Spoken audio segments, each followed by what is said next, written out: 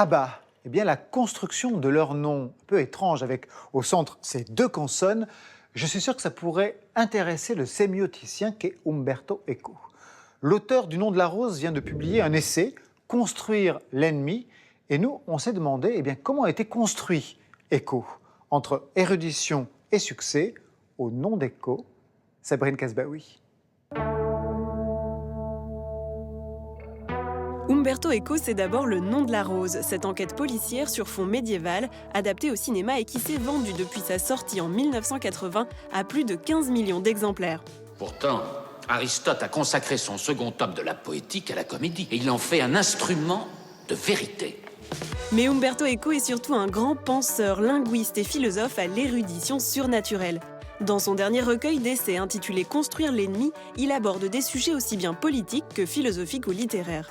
Une érudition et une curiosité grâce auxquelles Umberto Eco bâtit des mondes. On ne peut pas raconter une histoire si on n'a pas construit un monde dans lequel vous savez comment bouger, et si quelque chose se trouve à droite ou à gauche. Et la construction de ce monde représente pour moi la partie la plus fascinante de l'entreprise de l'écriture.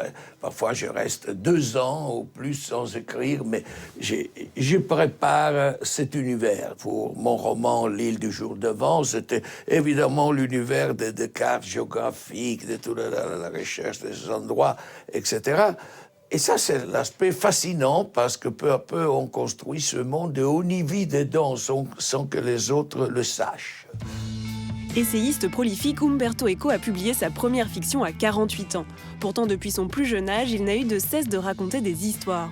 Il commençait même par en dessiner les illustrations, une méthode qu'il a d'ailleurs conservée.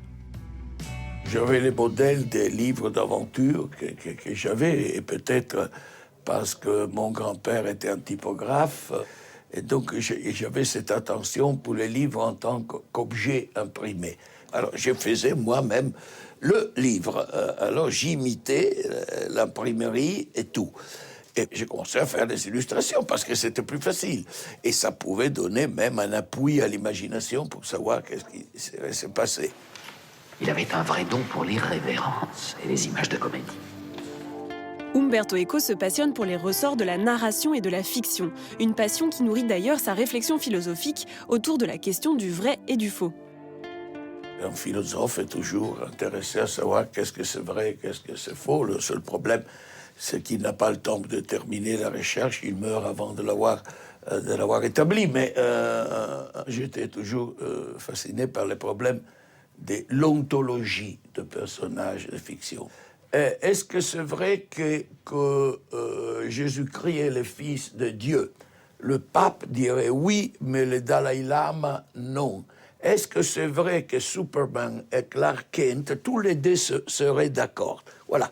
Si on trouve quelque chose qui est aussi vrai que l'identité entre Superman et Clark Kent, alors on peut parler de vérité. Sémioticien, Umberto Eco étudie le langage, le sens des mots et des signes. Alors que dire de votre propre nom, Umberto Eco?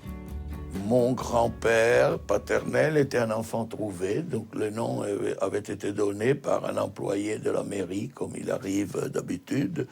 Et finalement, un ami à moi, en faisant des recherches dans la bibliothèque grégorienne sur des autres sujets, a trouvé une liste d'acronymes des jésuites pour les enfants trouvés.